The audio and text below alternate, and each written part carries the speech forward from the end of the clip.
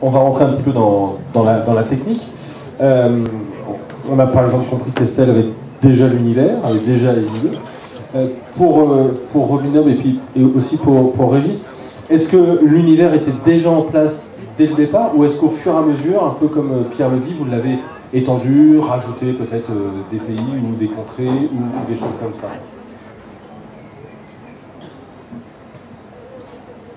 For me, the story always starts with a character, and I always carry a book around in my brain for 2-3 years before I start writing it.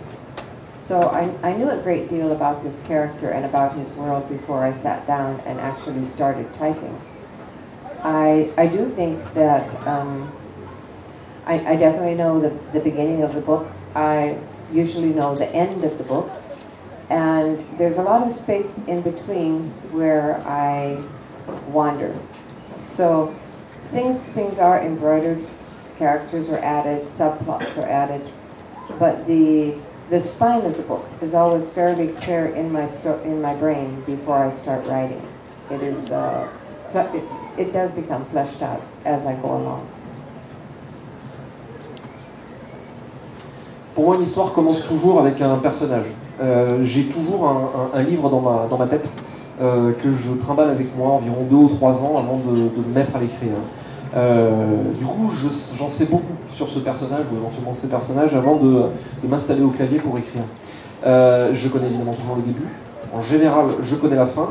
Et en fait, entre les deux, il y a beaucoup d'espace où je suis libre de vagabonder. Donc, au fur et à mesure de l'écriture, des personnages et sous-intrigues se trouvent ajoutés. L'épine dorsale qui fonde le livre est pour moi toujours très claire et évidente, mais oui, il y a tout à fait la place de développer et d'enrichir le monde au fur et à mesure. Est-ce que c'est justement un des plaisirs des séries et des longues sagas? It definitely is. I think if I wrote a detailed outline and then tried to write the book, I would be very bored with it and tempted to make terrible things happen just to see what could happen next. So for me it is better to have a general idea and follow the story and allow things to happen and to sometimes be surprised myself than it is to have a detailed outline and everything decided before.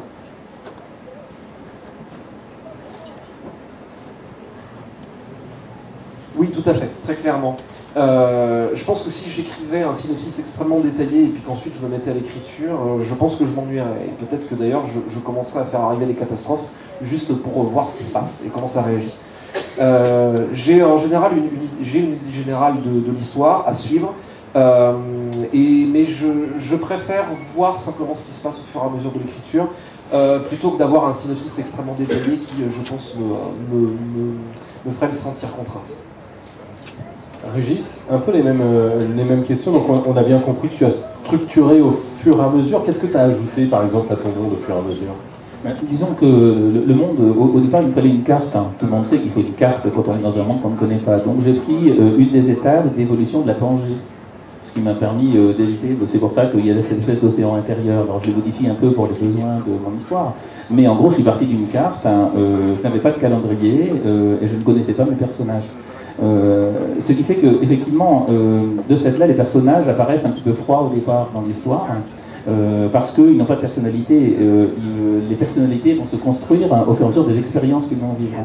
Et je trouve que c'est passionnant en termes d'écriture, même si c'est un peu empirique, d'être placé devant un personnage qu'on met nous-mêmes devant une situation et de le regarder résoudre cette situation. Et son caractère, son comportement, sa relation au monde se construit en fonction des choix qu'il va faire, un petit peu comme si on fait connaissance avec des gens qu'on ne connaît pas. Et je n'ai pas de fiche personnage, je n'ai pas de calendrier, ça m'a posé d'ailleurs des gros problèmes de cohérence au niveau du temps, c'était ma plus grande difficulté. Par contre, effectivement, quand un personnage arrive dans la série, je ne le connais pas. Je ne sais pas ce qu'il va faire, je ne sais pas dans quelle situation il va être, à quelle situation il sera confronté. Par contre, je vais commencer à le connaître en fonction des choix qu'il va réaliser. Par exemple, il y a les méchants, à un moment donné, ce sont les gardiens.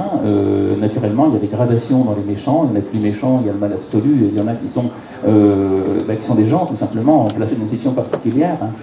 Et ce qui fait la personnalité des gens, c'est comment finalement dans une situation ils vont réagir, quels sont leurs choix. Est-ce qu'ils vont rester intègres, hein? Est-ce qu'ils vont se compromettre, hein? Est-ce qu'ils vont réagir d'une manière qu'on n'attend pas? Et vraiment l'idée que je me fais du personnage hein, correspond un petit peu un petit peu aux gens que je rencontre dans ma vraie vie. C'est-à-dire que je vous rencontre, je ne vous connais pas, et on va discuter ensemble, et en fonction des réponses, en fonction de ce qui va se produire, eh bien, la fiche personnage se fabrique, et naturellement, elle va évoluer. Elle va évoluer parce que les personnages, pour le peu qu'ils aient une durée de vie assez importante dans la série, eh bien, ils vont être confrontés à différents types de situations, et ils peuvent très bien, à un moment donné, se révéler des contradictions. Des contradictions comme les contradictions quand on fait connaissance avec des gens qu'on croit connaître, hein, et à un moment donné, on a une heureuse ou une mauvaise surprise. Et c'est vraiment plutôt comme ça que moi j'écris. Voilà. Et ce qui fait qu'il n'y a pas effectivement de fiche personnage, il n'y a pas un fond.